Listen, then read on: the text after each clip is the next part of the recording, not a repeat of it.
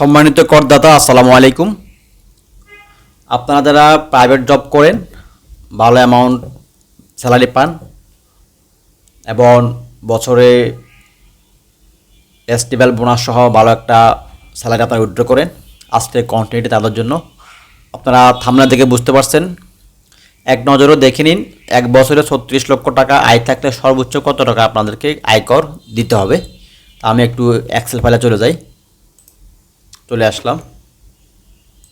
সম্মানিত ভিউয়ার্স, আসসালামু আলাইকুম। আমি আপনাদের জন্য দুটি প্রোডাক্ট নিয়ে আসছি। একটি হচ্ছে নেসকেফ ক্লাসিক কফি, আর একটি হচ্ছে তাও নেসলের কপিমেট।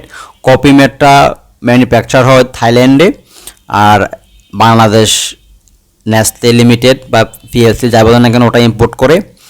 নেসকেফ ক্লাসিক কফিটা ওটাও নেসলে ইম্পোর্ট করে, বা বাংলাদেশে যারা ইম্পোর্টার আছে ওনারা ইম্পোর্ট করেন। নেসলে কফি ম্যাটের দাম পড়বে আপনার 390 টাকা, নেসলে ক্লাসিক কফিটার দাম পড়বে আপনার 490 টাকা। কফি ম্যাট 390, ক্লাসিক কফি নেসকেপের এটা হচ্ছে 490। আপনারা এই নাম্বারে কল করবেন 01811923661, 01811923661, 01811923661। আপনারা এই নাম্বারে কল করে প্রোডাক্টগুলো নিতে পারবেন। ডেলিভারি চার্জ আপনারা চাইলে এটাতে এই প্রোডাক্টগুলো আপনারা নিতে পারবেন। সবাইকে ধন্যবাদ।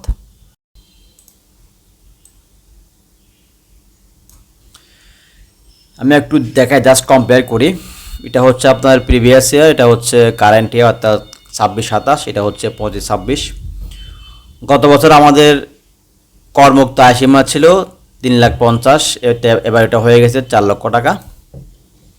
এদিক দিয়ে হয়তো কিছুটা আপনারা পরিত্রাণ পাবেন বা কিছুটা স্বস্তি পাবেন।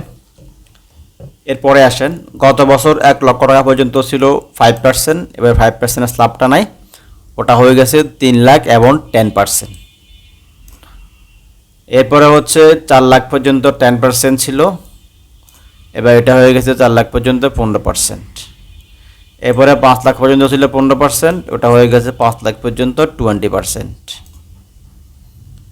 এরপরে 5 লাখ ছিল 20%, এবার ওটা ডিরেক্ট হয়ে গেছে 20 লাখ পর্যন্ত 25%। তাহলে বুঝুন 1 লাখের কথা চলে গেল।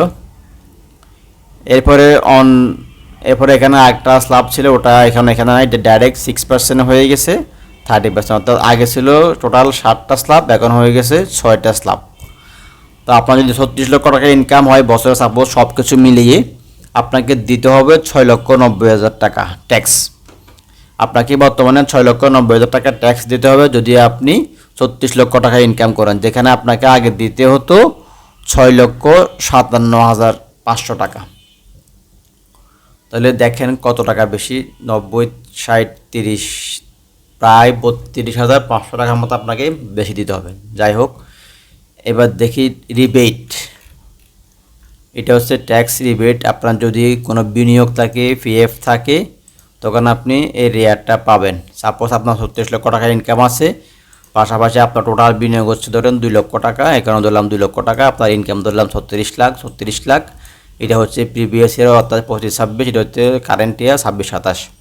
আগে ছিল 3%, এখনও 3% আছে, এটা সেম। আগে ছিল 15% বিনিয়োগের উপর, অর্থাৎ বিনিয়োগের উপর আপনি আগে 15% রেয়াত পাইতেন, এখন পাবেন 10%, তাহলে 5% এদিক দিয়ে কমা দিছে।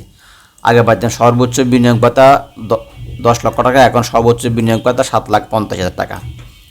তো এখানে দেখেন আগে এবং এর তিনটার মধ্যে হচ্ছে যেটি কম হচ্ছে 30,000, এর জন্য আগে রেয়াত পাইতেন 30,000।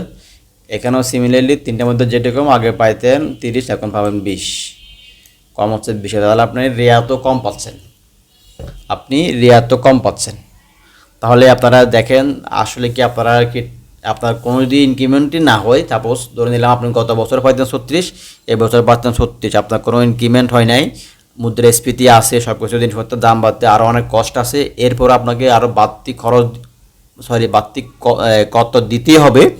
এবং আপনাকে কর রেয়াত, যেটা আপনি মৌকুব পাইতেন আগে 30, এবার দিবেন 20, অর্থাৎ আপনাকে এদিক দিয়েও ঠকাচ্ছে গভর্নমেন্ট। তো ভিউয়ার্স, যদি আপনাদের যদি ভালো লেগে থাকে আপনারা লাইক কমেন্ট করবেন এবং কমেন্টে জানাবেন কন্টেন্টটি কেমন হলো। সবাইকে ধন্যবাদ। আসসালামু আলাইকুম।